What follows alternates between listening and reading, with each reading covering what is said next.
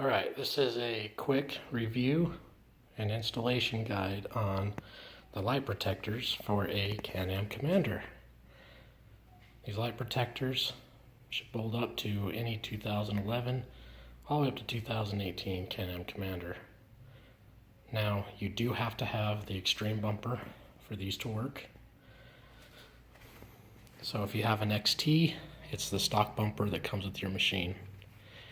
Now these are fairly simple, they kind of lay right in place.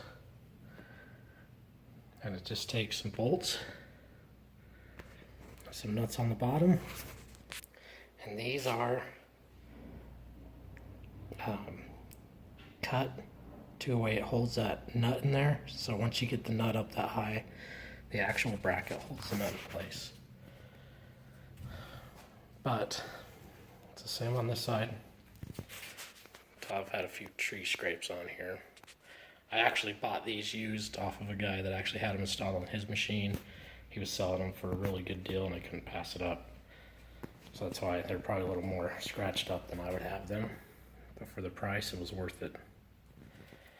Now, I also got this front rack that I purchased from the same guy, and it looks pretty clean. No issues. But my problem is, I'm pretty particular about how things work out and look. So, I spent a lot of time to get this gap the same on both sides. Some people might not care as much as me, but I really wanted that to look good. And I'm glad I did, because when I'm pulling this on a trailer, all I see is this part of my Commander behind me. So I'm glad that all works out.